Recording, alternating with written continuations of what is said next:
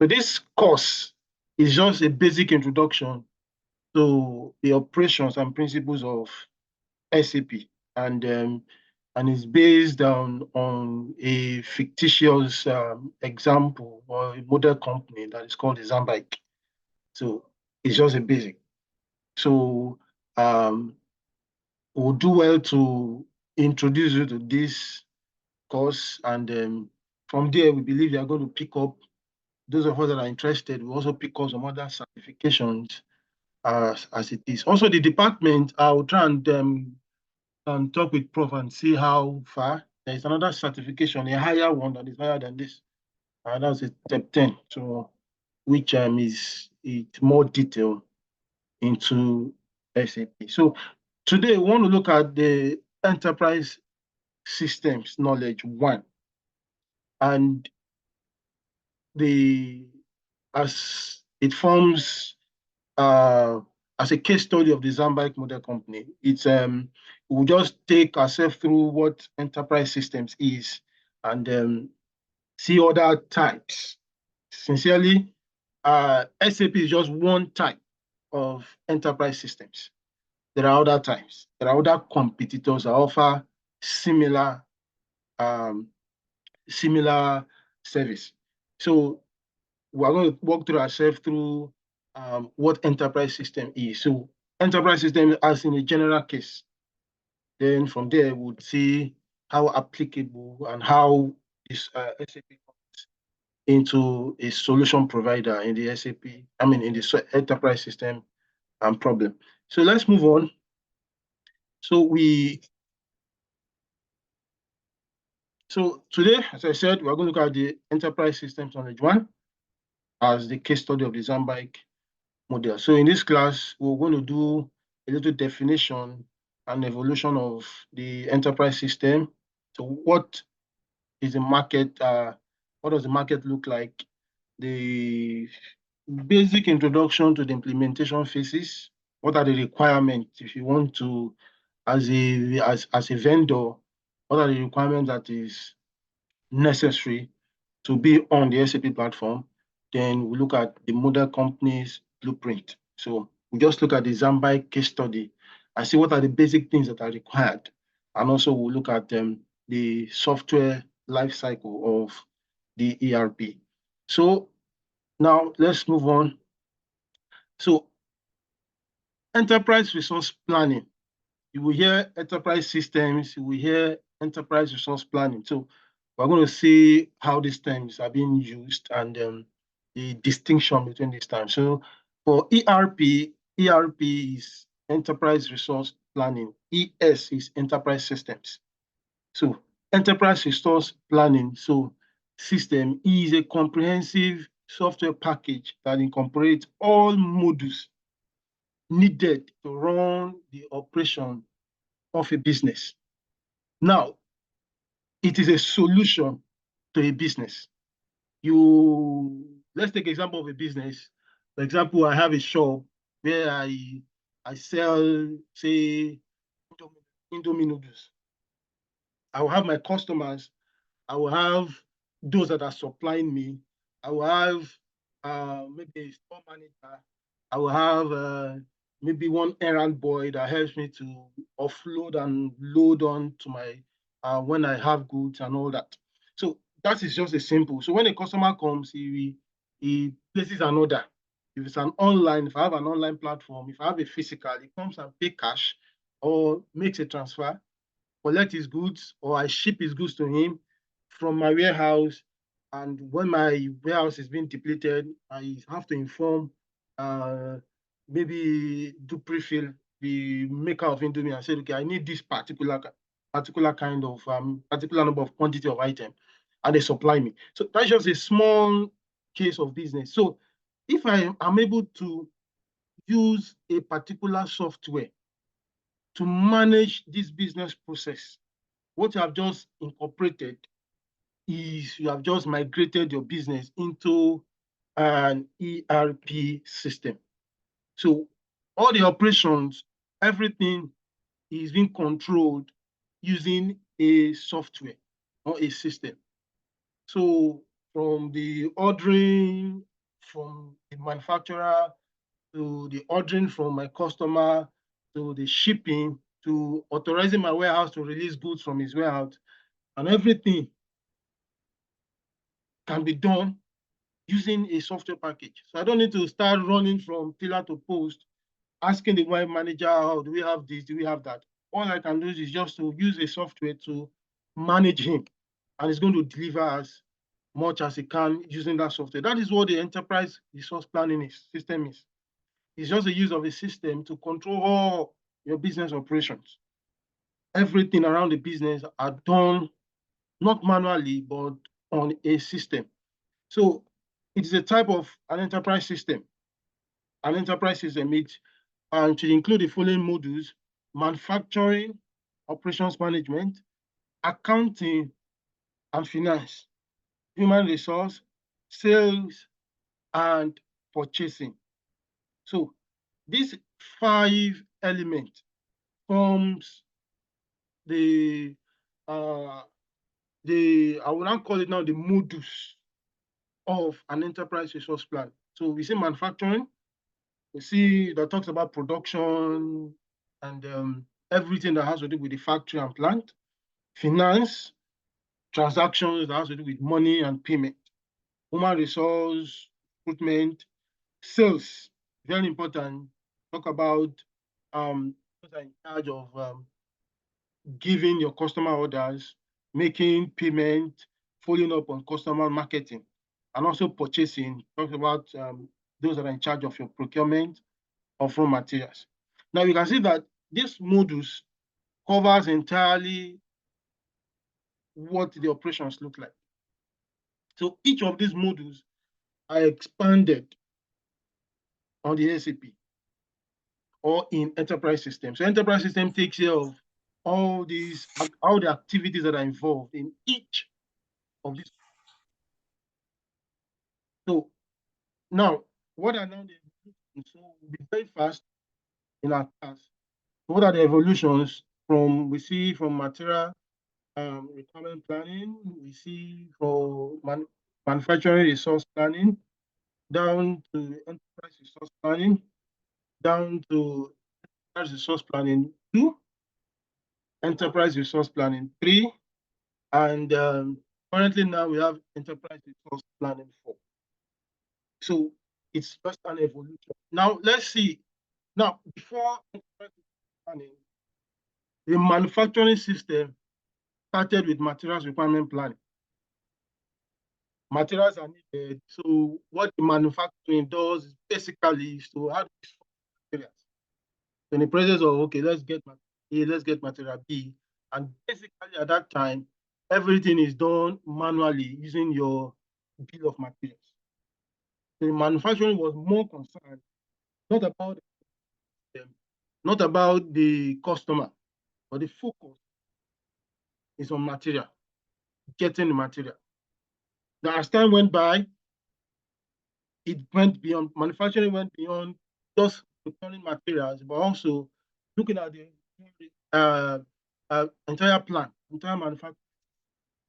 So we see other companies in, see how logistics will come in, see how maintenance comes in into the manufacturing system. So also, that was not enough. Enterprise resource planning comes in. So other elements of the production. Sir, your voice is fluctuating. Maybe it's the network or something. Okay. Okay, sorry. Is it clear now? It's better now. So maybe my network.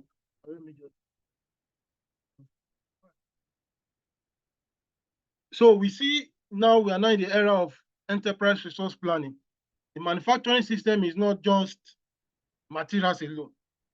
Now we now see how customers will interact with the production system. I need a shoe. We see the era of now customizing product for individuals, producing systems that are for a particular individual. So that is where we are now. You see how feedback are coming in. We see social media now interacting with the production system. people giving feedback and recommendations to the production system because of the upgrade. So the era of mass production is gone. The era of producing massively for the market is gone because we now have people coming in. We see how customer tastes are evolving. We see how customer voice is now very important in the production system. So different is now production is now outside the fold of engineering. It's not just say okay because only engineers are into production. We have other people coming into this into the production system now. That is why the evolution keeps going, even up to the fourth generation. So we're going to see in bit how these each of these phases of the enterprise system. So the MRP1, as we said, MRP is materials requirement planning. It's an information system that plans production and raw materials for future periods. You just want to do materials. So it forms the basis for most ERP systems. Yes, it's an evolution that gave birth to the ERP system. So from sales forecast, you create a schedule. Oh, how many shoes do we want? How many bread are we going to produce? So from our forecast, we know that okay, in a year we should be able to produce say 100,000 breads or shoes. So what the production has to do now, sit down and create a schedule. How much do we produce in a month? Breaking down how much do we produce in a day based on our demand. You say, okay, in December, we used to have high demand for say chicken or a particular product because of the festive period. So production schedule will have to do that. So that was activities of material requirement planning. So as I said, bill of materials, raw material purchases were done at that stage. So it's impossible to calculate this without a computer. So as the production system gets wider, you begin to, for example, just take example of the production of a car. You can see the number of bolts that we go in. You see the number of screws that we go in. See the number of each individual part that must go into that production system. So if you continue that way manually, you might lose track of certain products or certain parts that you need. So that is why it is impossible to now start planning materials without the use of computer. So the introduction of computer expanded the era of material requirement planning. So the use of manual processes is not possible. You can't do that. For example, look at the Titanic, the ship vessel. You can't do that, produce that kind of materials or that kind of product with the use of manual operation. So there's a need to incorporate a system to handle this. So that is why the ERP came about. So the ERP module now has to incorporate other aspects of the manufacturing system, not just the material. Material management is one of the modules in your enterprise resource planning system. Material management is one. So you also need to take care of the finance. Finance should be incorporated. Finance should be taken care of. You can't just focus on material and forget your finance. So controlling also comes in,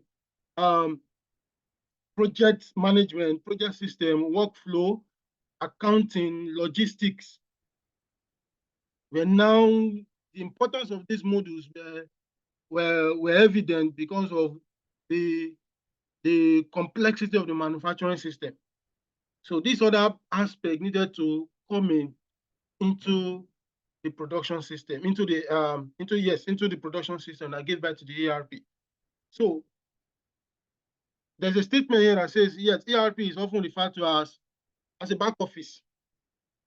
Yes, it is a back office. You need people to manage all these systems.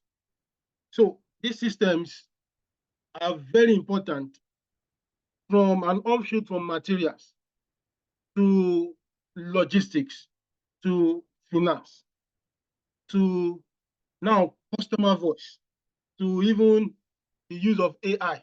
Thank God for AI. AI is now coming to modify how the environment looks like.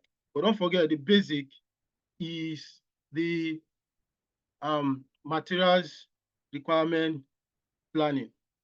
Now, ERP added front end, the front office. You now need to have a system that interacts with your production system. So the activities and processes, including employees now. So it is no longer a back end kind of operation.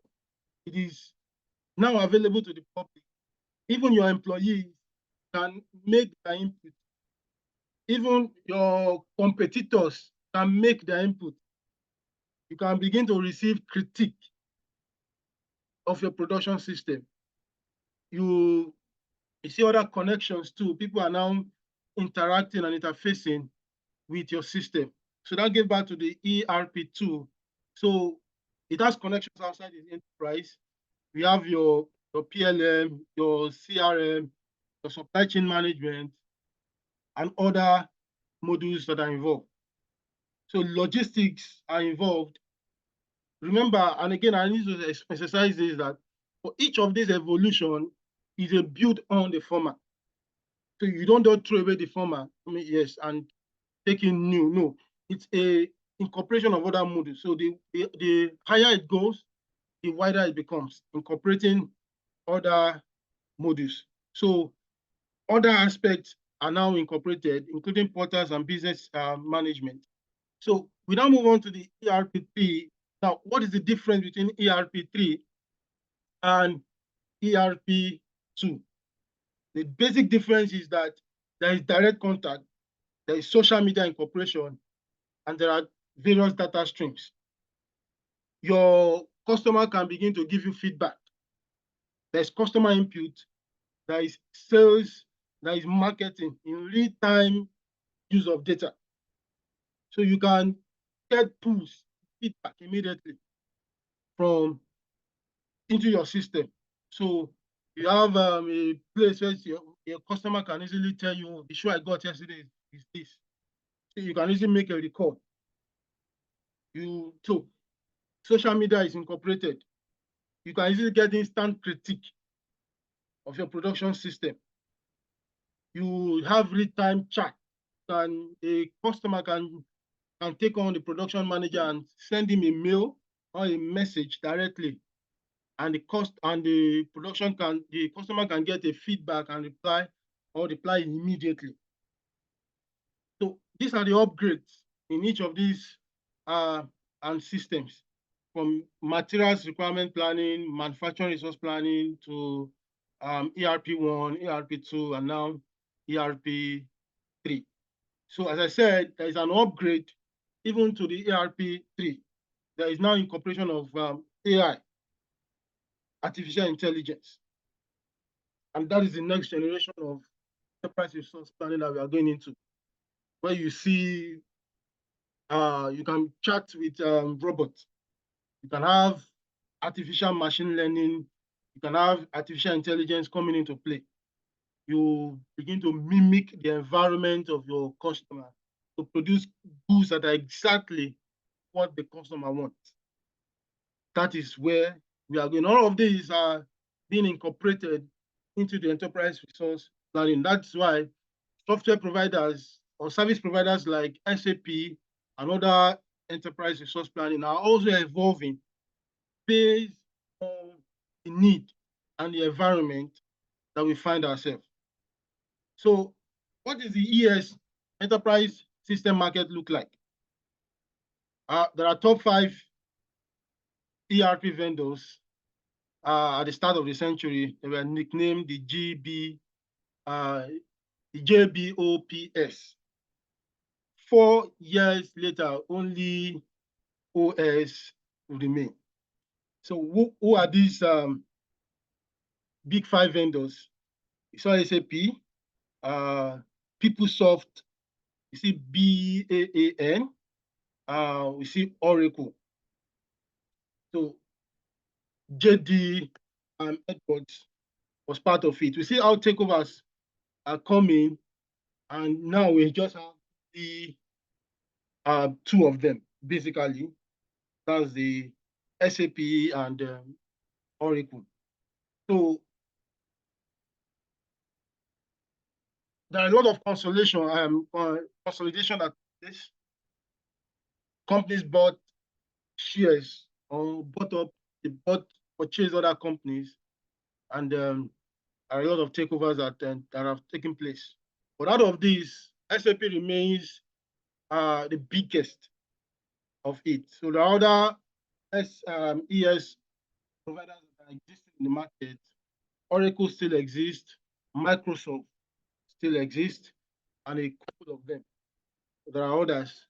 But as at today, the biggest of the in terms of the biggest player in um, enterprise systems. So we thank God for uh, one of our alumni that gave us a lecture sometimes last week or last 2 weeks. He's a consultant, an SAP consultant. So he told us how SAP is taking all over Europe and the market in UK. So SAP is a very formidable software provider that has stood the test of time. So that is why it is very good to have basic knowledge of this. And also, who knows, can pick up career in us in software providing like this. So as we said, there are top 5 vendors and their products. We see SAP ERP, SAP Business Suite, SAP All-in-One, SAP Business by Design, SAP Business One. These are products that you can subscribe to. Oracle is there as one of those ES vendors. We have Oracle, JD Edwards, PeopleSoft, Siebel, Retech, and all that. Sage Group, Info, Microsoft, and also some open source options. So basically, these ES, they do or they give, they provide similar operations in the market. So a business can adopt any of this. But I can tell you that just like what we have our OS, the basic difference are still there. There are system differences that are involved. So that is the market and how the market look like. So we see the different businesses that are involved in providing services for use. So the ES market and technology strategies. We have the vertical segment. We have small to medium sized businesses. We have cloud, mobile integration, social integration, business intelligence integration.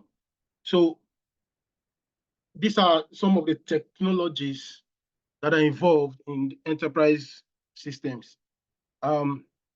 So it depends on the level of integration that is required. But we all know that in today's business, almost all of these are relevant. All these technologies are relevant for any business to strive. You can just pick up your mobile phone and make transfer without going to the bank.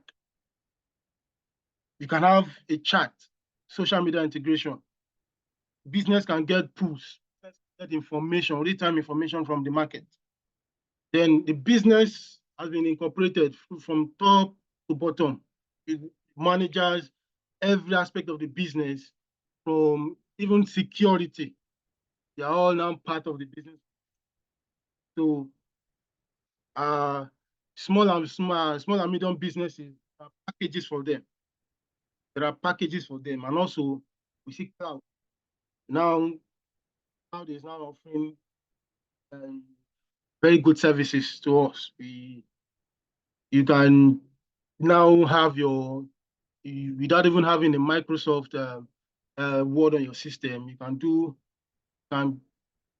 basically all what a desktop publisher can do. So cloud saving or cloud um, module is very important. So in our SAP or in the ES technology, not just SAP, almost every business operation is now incorporating these technologies. So how do we now implement the ERP? What are the stages involved? What are the different phases that are involved? So there is the requirement stage, there is the design. You have to build and test just like every other software. You have to deploy, you have to operate, then optimize. So the SAP stage, we're going to look at each of these stages. Now, at the requirement stages, at the requirement stage, there are basic data that are required. There are basic data that must be required from you. And the first is organization data. We see master data. You see your business process and transaction data.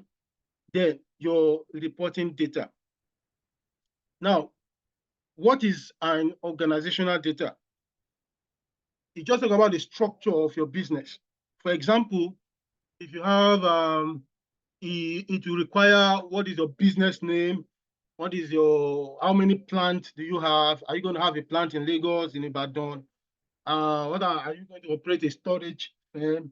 Are you going to have a, uh, a business sales outlet and all that? So these are the basic things that are required for the organizational data.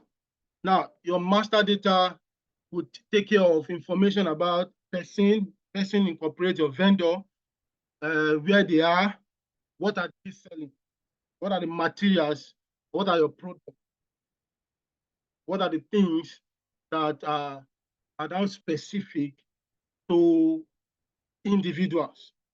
And these are stored centrally, and they are needed for your processes.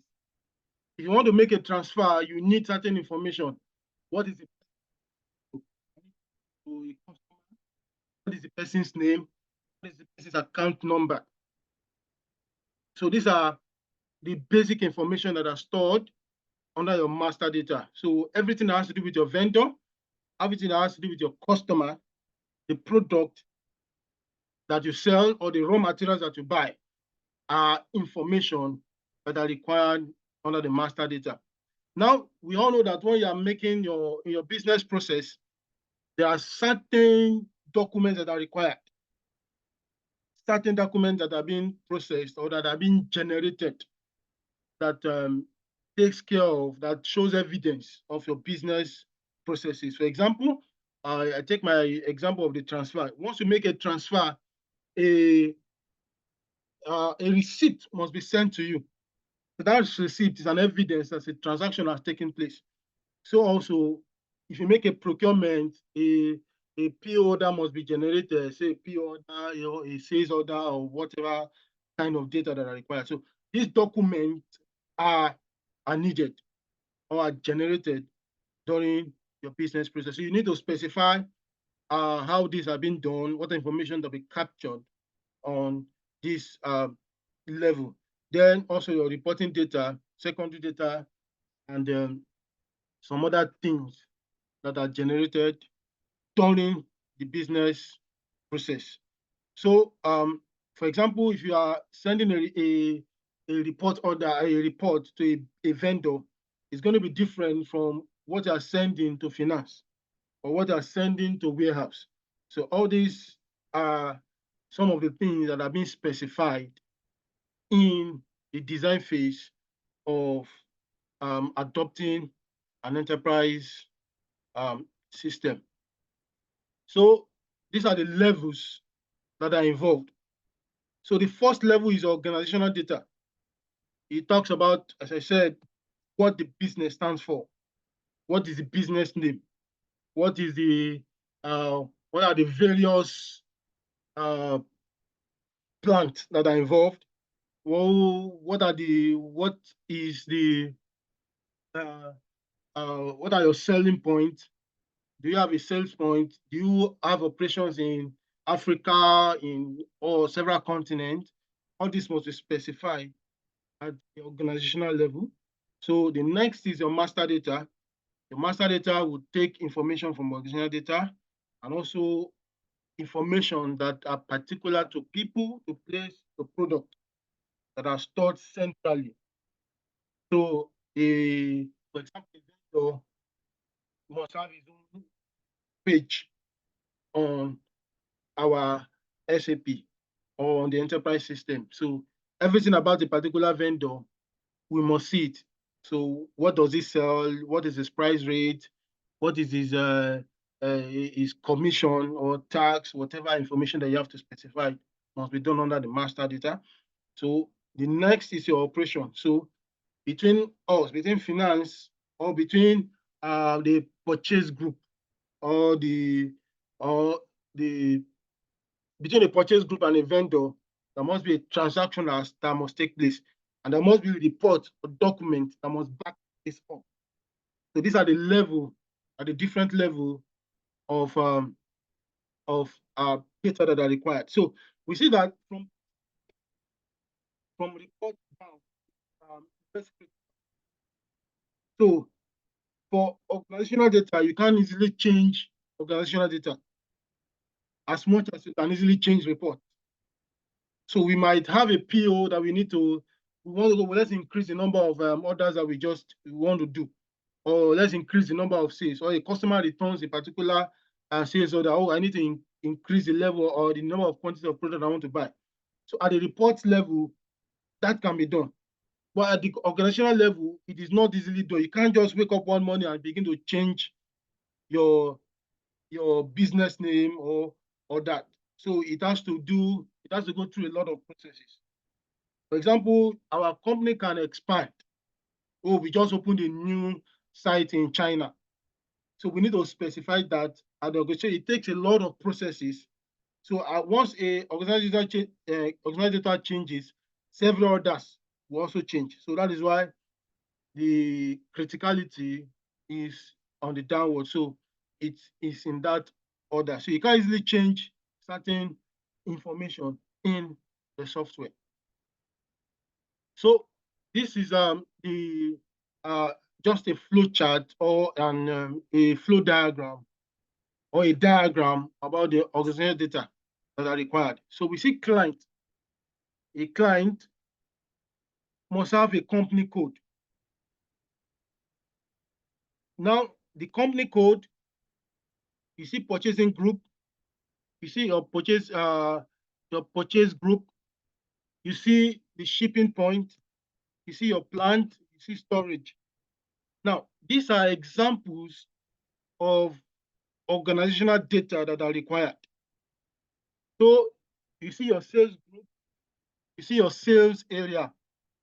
So sales area is a function of your sales group.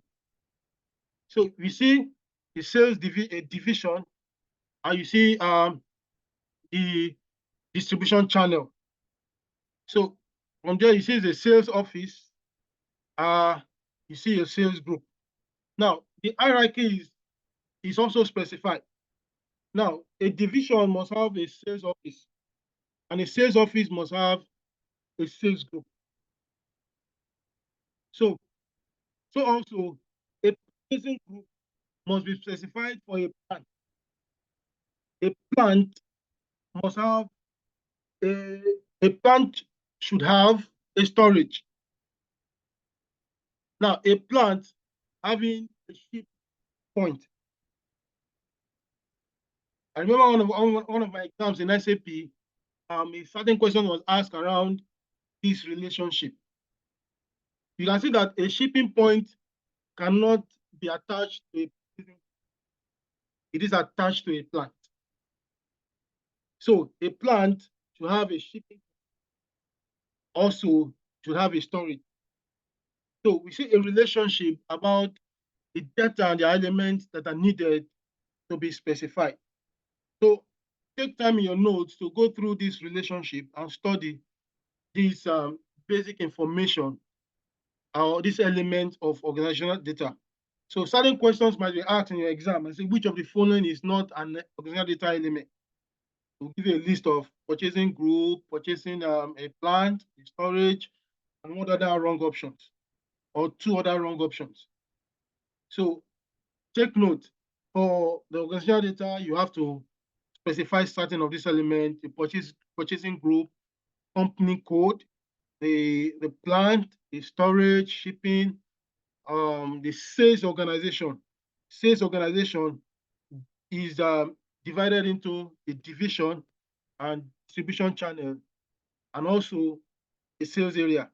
So a division must have a sales office, and also a sales office must have a sales group. So these are the different levels of organizational data that are required for an adopter of SAP.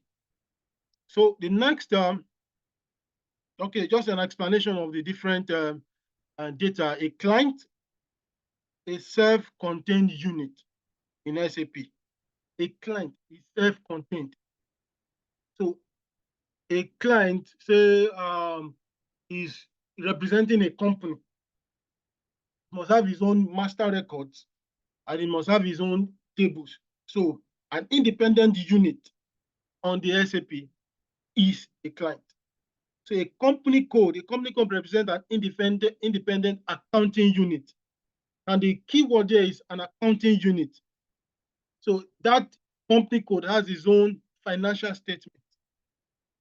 So companies that produce their own financial statement are represented as company code. So a client can have more than one company code. So if he's operating different businesses. So a plant is a manufacturing facility. So a company code needs a plant. So a plant can be a manufacturing facility, it can be a warehouse, it can be a distribution center, it can be an office where a service is rendered. So a company code must have a plant. So at least a plant. They can have more than one plant under one company code.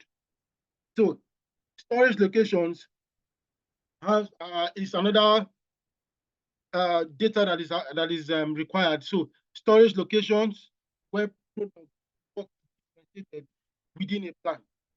So a plant must have a storage location. Then shipping point is part of the company that is responsible for shipping.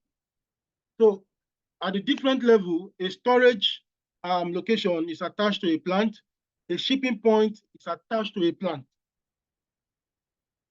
A shipping point is also attached to a plant. So a plant is attached to a company code, and a company code is attached to a client. So this shows a relationship of the organizational data. Now, let's look at the model of the Zambike company. Now, the Zambike group, or the Zambike belongs to a global bike group. So the global bike group is the international body that, so the Zambike is said to have operations in Africa. So it produces handcraft, world-renowned signature composite frame touring bikes. So their off-road bicycles are also recognized as incredibly tough. So the companies have merged their strategies and operations from an exciting collaboration that allows Zambike to expand its customer base and range of products. The Zambike Model Company is now part of the global group. So Zambike is one of those companies under the global group, the global bike group. So the global bike group is composed of Global Bike Incorporation that has operations in US and in GBI Europe.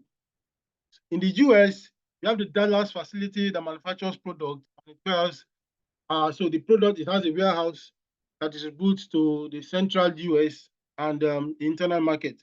So the GBI also has warehouse for shipping and export to both San Diego and Miami. So GBI Europe has its headquarters in Eldenberg in Germany. So Eldenberg is the main manufacturing facility, and it handles all shipping for Southern Europe. The Hamburg warehouse handles all shipping for the UK, Ireland, and the Middle East and Africa. Now we see how the global bike group is the composition of the global bike group.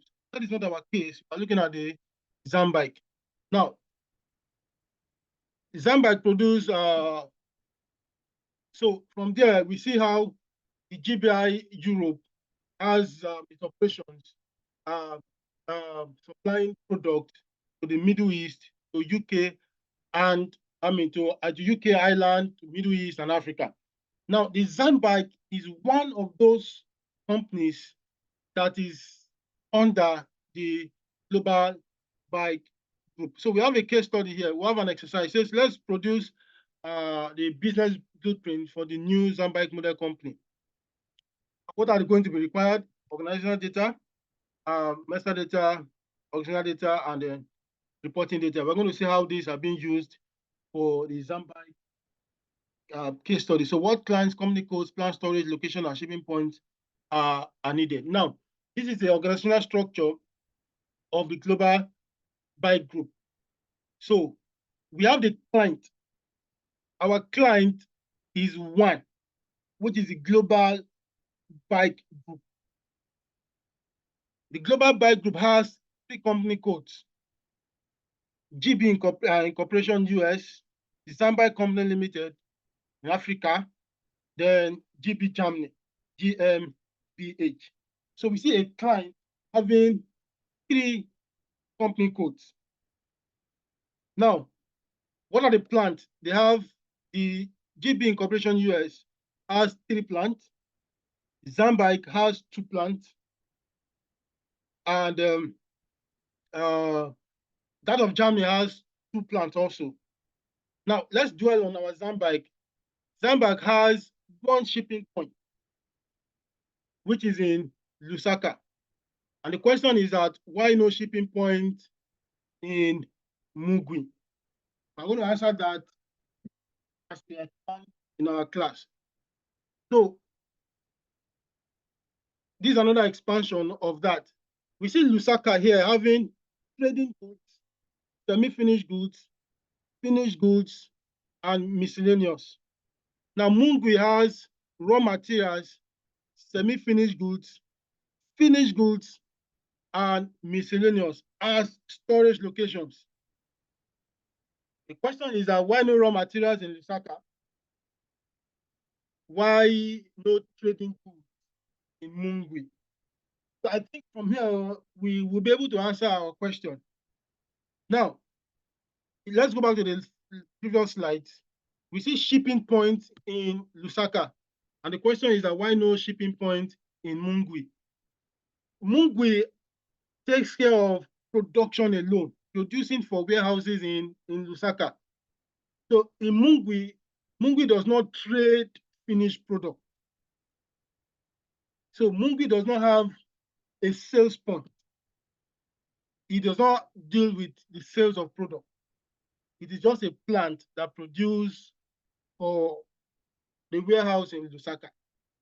So Lusaka has no raw materials because it does not produce the product. There is no it does not deal with the production of product.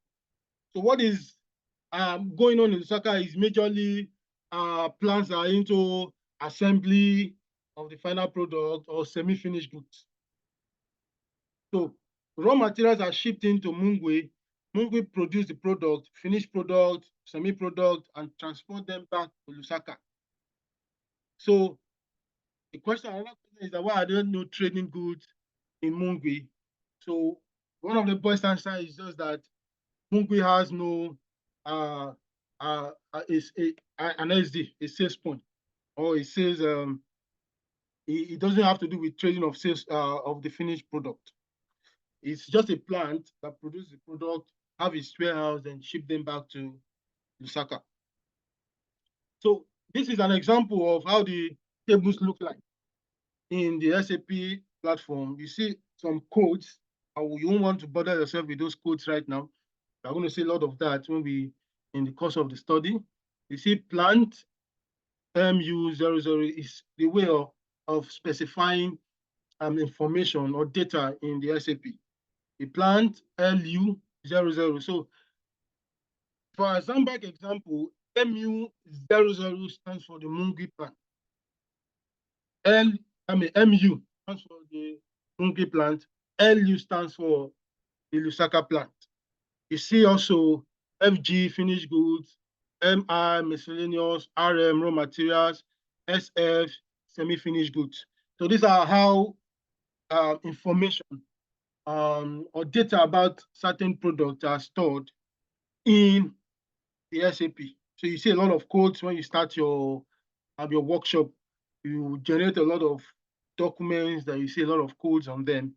So you must be able to just understand how these codes are, what do they mean? DL, Dallas, HD, and all the rest.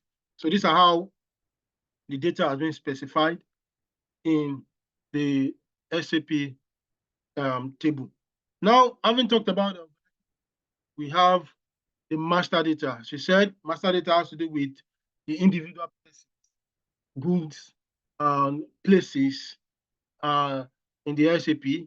So what do you see in the master data? You see raw materials, you see finished goods, semi-finished goods, trading materials, you see information about customers, information about the event, and so every information that has to do with particularly persons or place or objects are stored as master data. So master data is designed during the blueprint phase as part of the implementation. So master data needs to be clean and then migrated to the ARP.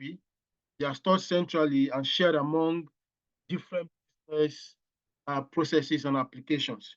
So a man in charge of warehouse can have certain information about the vendor, and have certain information from finance, and have certain information from production. So a man in finance can have certain information about the vendor to pay, can have certain information about objects that have been bought, raw materials that have been bought that are stored in the warehouse, and having certain information. So this information are shared across different business processes as implied. So just in case of our Zambag study, we have trading goods. So we have air pump, elbow pads, and all that. So these are specific goods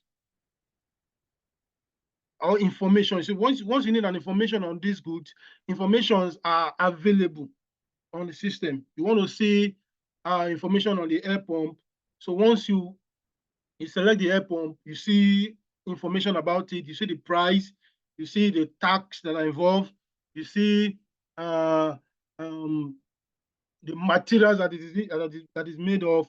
You see every information that you need for each of the product. So these are stored in the master data. So also you see other products, the finished, you see finished goods, you see semi-finished goods. So every information that you need for semi-finished goods or finished goods are all specified during the blueprint design of the SAP. So raw materials are also specified. You can see examples of raw materials, brake kit, carbon composite wheel. So once you click on any of this material, you can see real-time information about them. You can see how many were bought, how many are available in the store, how many have been used over time, what material of, what was the price that was involved, so that once this is being, who is the vendor that is in charge of providing this material for us? So once you need information about the vendor, you can easily get it. Once you need information about the price, easily get it. So these are information that are stored in the master data. Also information about business partners, the customers, the vendors are also stored in tables for in the SAP. So we won't bore ourselves with all this because you're going to see real time during your practical classes. So having talked about the master data, we see the transactional data. So these are data created as a result of a business process. So business processes lead to transactional data. The document principle data from each business process is stored within document. So any business process that is initiated, there is a document backup that shows evidence of that transaction. So a decision needs to be made as to what step and documents are defined for each of the business process. What documents do you need to define if you are placing, if your production department is requiring certain number of materials. These materials must be documented. How many were received? So certain information are updated. Once the material leaves the warehouse manager or management needs to update his warehouse information. Also, some certain information are being transferred from warehouse to production to once the product is made, sales department or sales group are informed. So there are lots of this. So at each of these processes, separate documents are generated. From warehouse to production, a document is generated. From production to the sales, the document is also generated. So also, once a customer places an order, a document is generated to show that okay, a customer has placed an order. So these documents are shared across departments that are concerned. For example, let's look at procure to pay process. You see requisition, this order, goods received, good invoice received, outgoing payment. So these are documents that are generated as regard the department that are involved. So just a recap, we see organizational data, to client, to company goal, to plant, to storage. You see master data, vendors, material, customers, transactional document, transactional document, purchase order, goods received, invoice, and payment. So this is just an example showing once a purchase, a company wants to purchase a particular product from a vendor. So these are the categories of information that are required. So we see document list, aggregated info cubes. So this has to do with the parts that are available and the parts that you want to buy. So we want this, we want the elbow, we want the frame, we want all this. These are all aggregated into certain tables in the SAP. So for a purchasing activity to be carried out, the client must be involved. You see the name of the company that is going to be involved, the company that is involved. Is it initiated in Africa by Zambike? So Zambike, you see that is going to be involved, the plant that is involved, and the storage location that is involved, the vendor that we are going to buy from, and the materials that we're going to buy from. Also, after we have gotten our materials, the purchase order, our goods received, an invoice is generated, the payment is made. So all these are all listed as the business process on the enterprise system. So we want to see the life cycle of the software. SAP or enterprise systems are also their software. So you see requirement, we see design, you see build and test, you see release, we see support, and optimize. So these are just the the steps that are involved as a vendor and the steps that are involved as the adopter. We see a lot of similarity between both of them. And the basic difference is that, okay, both of them require that there must be requirement. You as the adopter, or you that want to integrate SAP, you have to specify the requirement as we talked about under the listener data and the master data. You have to tell us or tell SAP what are the business involved, and that is going to be incorporated into the design. There's going to be need for build and test, deployment. So in this case, there's going to be a release. So when there's a release, the adopter needs to deploy, need to operate, and then optimize. And also, as every other software, there is going to be need for upgrade. There is need for expansion. So when there's a need for expansion, it also flows through this cycle. So changing ERP software during we all know that adjustments are needed. You want to make adjustments. So what are the different cases? For example, you during the adopting stage, you need to test, or if there are tests, if there are some errors, you need to make corrections. So those corrections need to be carried out and if they have been deployed. So there are a lot of things that are involved. So for an adopter, these are divided into three: customization and table configuration. So in this place, you do settings of the parameters to fit in your business. It is required as part of the system implementation. Code modification, a change by an ERP adopter to an ERP programming object. If the object is subsequently changed by the ERP vendor, then this will have to be integrated manually. So code modification goes in.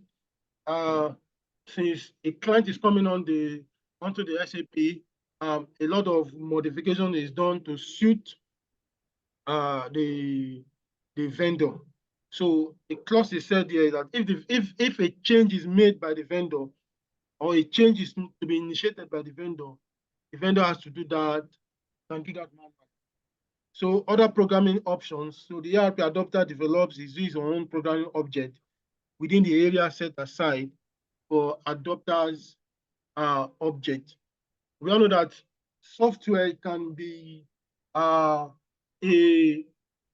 vendor can make certain changes to the programming code to suit his own businesses, the business requirement. So these are also allowed in the SAP to certain level. So customizing the data, the table, code modification, and to programming modification at the three levels of which the vendor can make adjustment to the ERP system. So this is just an example of how the SAP menu looks like. You can see a part that is development. So modification and other programming options are there. So at the level of authorization, modifications can be done to the programming code. So we see at the customizing level where certain fields of the table can be added or removed, it can be modified.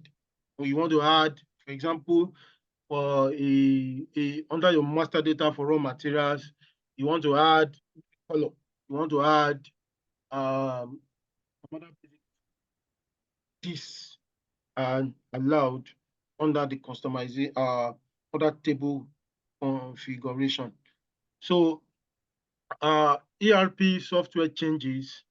As a summary, ERP software evolves with new research being performed, new functionality, new release, new customer requirement, new vendor requirement, as the case may be, they're being delivered and ensure statutory compliance. So upgrades are allowed. Every software are subjected to upgrade.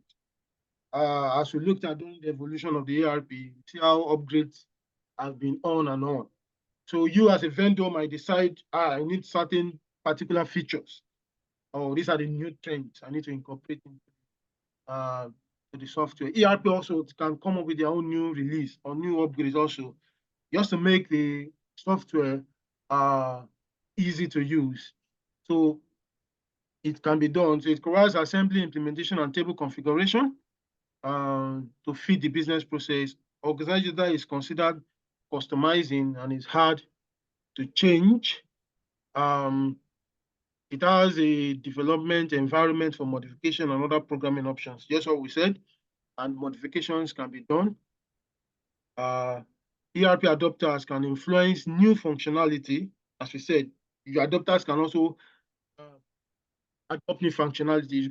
You can recommend certain functionalities that can be incorporated or should be incorporated into the SAP through user groups and through login development request. So changes are allowed, upgrades are allowed, and new releases are allowed, new functionalities are allowed in the SAP system. So just a review, in today's class, we talked about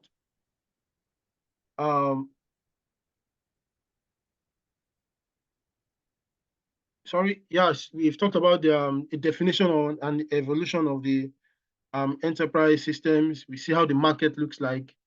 We looked at the big players in the market. We saw how companies are involved and how some stood test of time.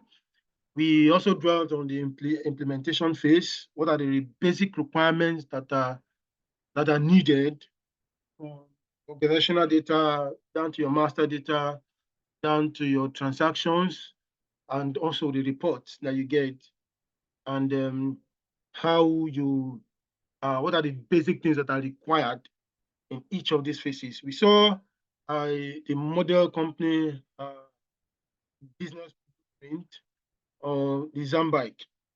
How Zambike is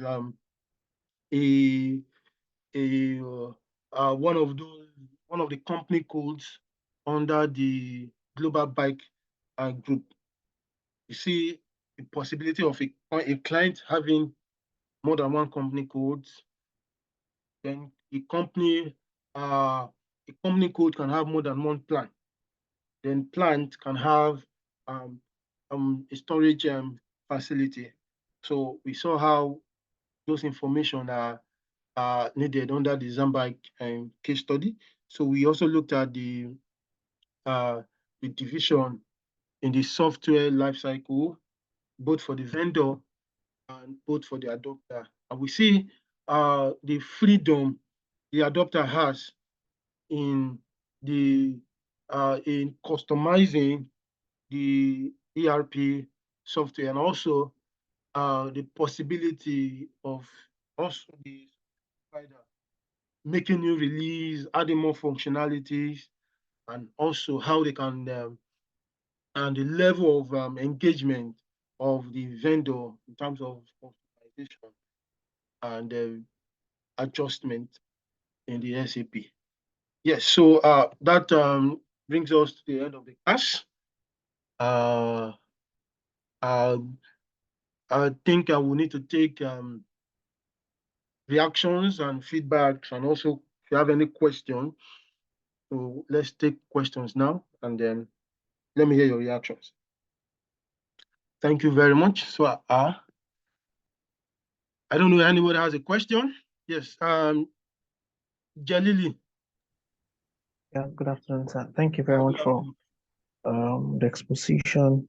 To be very honest, this is a lot. Like, you've actually taken us through quite a number of things, and I don't know how many of us were able to assimilate all. For me, I didn't assimilate all of them. So I don't know, is there any provision for us to go over this slide again, or is there any avenue in the future whereby we're able to see all of these things in fruition and all of that? Yes, thank you very much for that. It's a lot of information, yes, especially those of us that are new. Yes, you can go through your lecture material. I want to assume that you have your lecture materials. You can go through your lecture materials. If you don't have, I think it's on the group.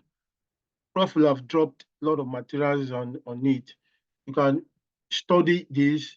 And also one good way that I recommend, this lecture is just barely 1 hour, is for you to have your login and see real time how the software behaves. What are the different level of engagement? So just a way of advice, make sure you participate in the workshop. This is a very good way to learn. In the workshop, you will learn, you will see how this code comes to play. Learning basically on the Zambike case. You see how basically these codes come into play. You see how you generate a report. You see the level of engagement of a client, you as a client in the SAP. Yes, because at the level of, once you have your login, you can behave like the client. You can generate a PO, you can generate a payment, you can make payment, like generate a payment order online. So one good way to assimilate this is to lay your hands on the SAP platform. So I think Prof has shared with some of us, or if not all of us, our login details.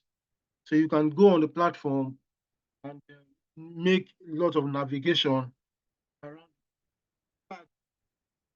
Seamlessly, you see how the software behaves. You see your level of engagement. Most of these codes come about. You see information that have been transferred from one transaction to the other. For example, once you are doing a PO, once you want to pay for a purchase order, you must refer to that. You see how certain of these data are being transferred, basically. So once I recommend you engage in the navigation class, in the workshop, and you lay your hands. Once you get your login, try and go onto the software and then so you see how it goes. I don't know whether I answered a bit of your question. Well, Yeah, let me also thank you sincerely for the long lecture we had. Quite impressive. I think another thing that will also help us, because as we were talking, I went to open the study manual that was given to us, that Yes. ES fundamental short course. So I discovered that, okay, there's a comprehensive note from like page 21 to 37 for what we did today. So my mind is, okay, after this class, I'll go back to that material, read. Then since we are going to have this recording somewhere, such that I can now listen to the recording. I think by that it will go a long way in helping us understand some of these, especially some of these terms, and aiding our own jottings to prepare for our own certification exams.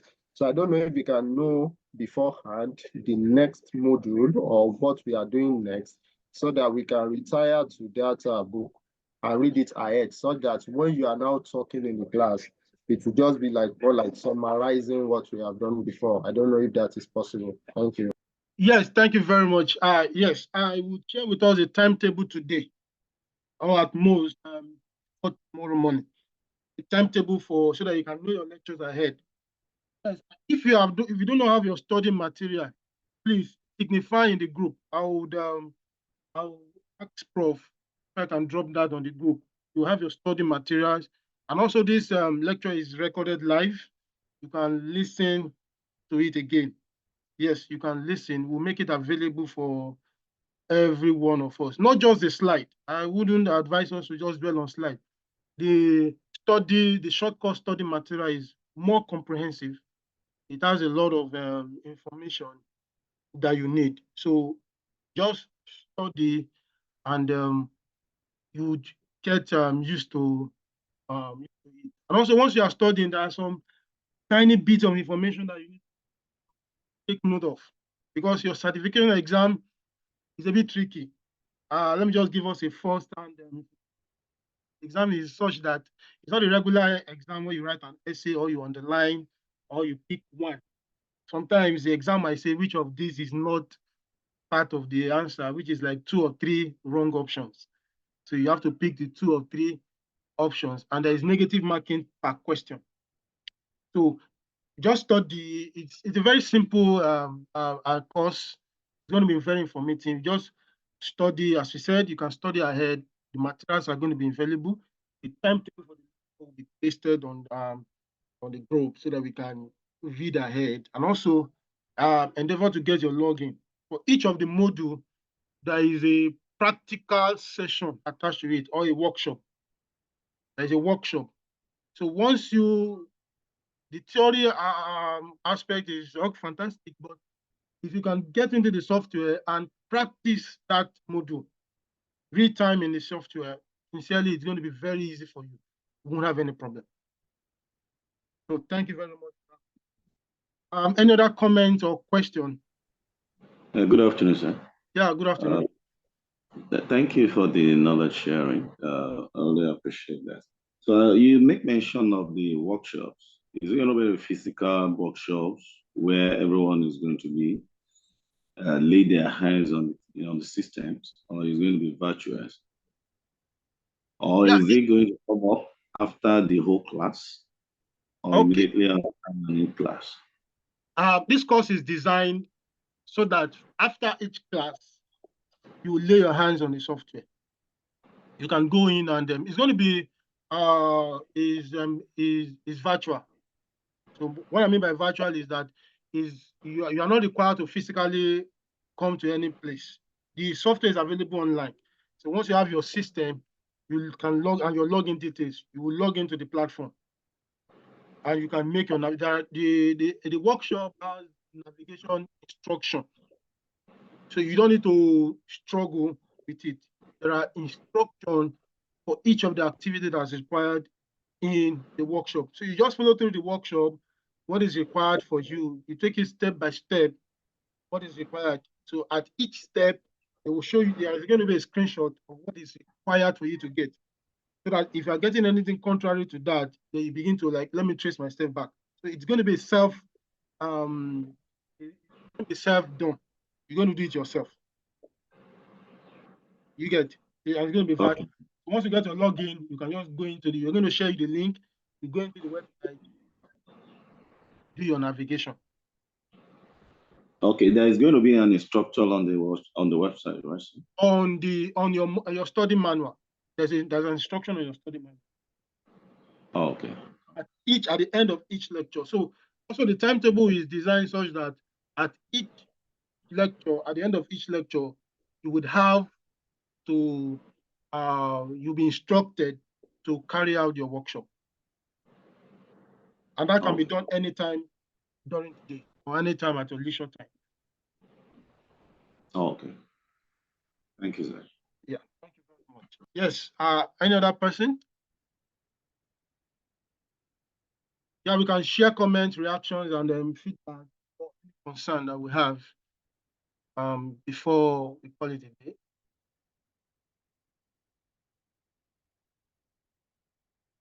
Okay. Let me thank every one of us for attending class today.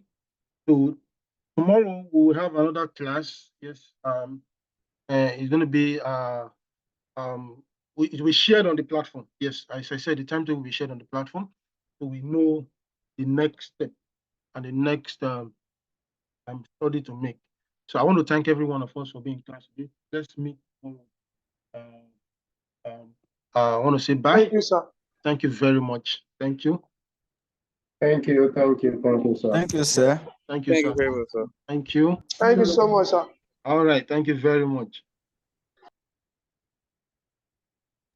Thank you.